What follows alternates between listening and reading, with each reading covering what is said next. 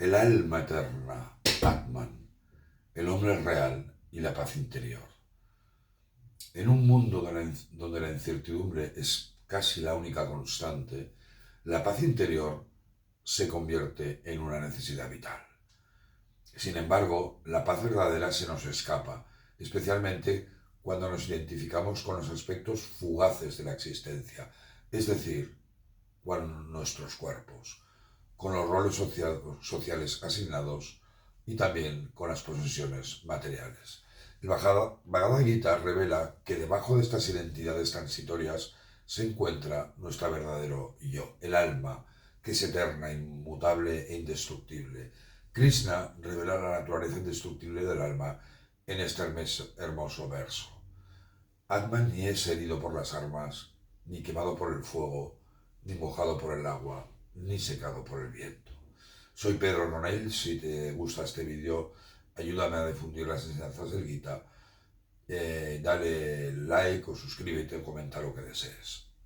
Atman ni es herido por las armas, ni secados por el viento. Este verso es la base para comprender nuestra verdadera identidad eterna más allá de nuestro cuerpo físico. Reconocer esta identidad eterna nos libera de los miedos y ansiedades que surgen de los apegos corporales. Cuando nos percibimos como almas inmortales, a salvo de ganancias y pérdidas materiales, nos anclamos en una paz duradera que no puede ser perturbada por los altibajos de la vida. Para Swami Sarvapriyananda, un monje de la Orden Ramakrishna de la Sociedad Vedanta de Nueva York, Atman Jnana, el conocimiento del ser, es decir, su naturaleza, es la esencia filosófica del Bhagavad Gita y la encontramos definida en el siguiente verso. Es el verso 16 del capítulo 2 del Sankhya Yoga. Y os leo, es un poco complicado. Hay otro vídeo comentándolo. Lo irreal no tiene ser, lo real no tiene no ser. La verdad de estos dos ha sido vista por quienes han experimentado la verdad. Cuando Sri Ramakrishna vio que Swami Vivekananda estaba preparado para prorrogar sus enseñanzas, decidió voluntariamente abandonar su cuerpo en el Mahasamadhi de 1836. Tenía un cáncer de garganta, pero no se negó a que le trataran, aludiendo que el cuerpo era solo algo transitorio. Swami Vivekananda, a la edad de 39 años, se desprendió voluntariamente de su cuerpo en el Mahasamadhi, ya que no quería permanecer más en el mundo, tal y como lo predijo Sri Ramakrishna.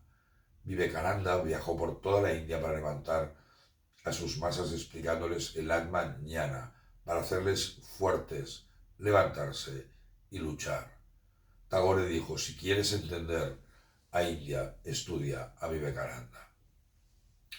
Swami Vivekananda definió el Samadhi como un estado de supraconsciencia, un estado de absorción en Dios. Cuando un Swami se desprende voluntariamente del cuerpo, entra en Mahasamadhi. Tanto Ramakrishna como Vivekananda alcanzaron el Bhava Samadhi, el estado de conciencia extática.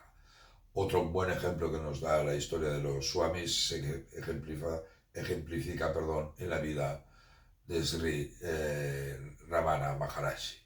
Y lo tenéis documentado en los cursos.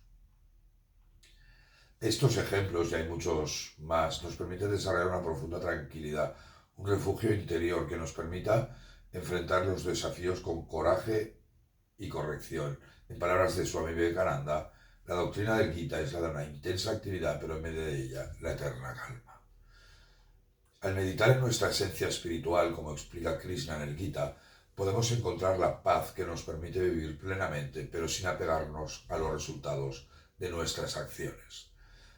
Y os leo uno de los versos más conocidos. Un hombre de yoga obtiene la paz eterna abandonando el fruto de la acción. Quien ignora el yoga egoísticamente apegado a los frutos de las acciones, permanece atado a ellas. Krishna también le explicó a Arjuna que la paz interior se logra renunciando a los deseos, como podemos ver en el siguiente verso.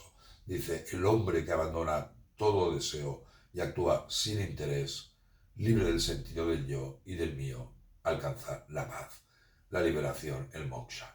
La paz surge cuando la mente está libre de ansias y apegos. La verdadera tranquilidad no se alcanza satisfaciendo los deseos mundanos. Los deseos finitos, sino renunciando a ellos y fijando la mente en Dios.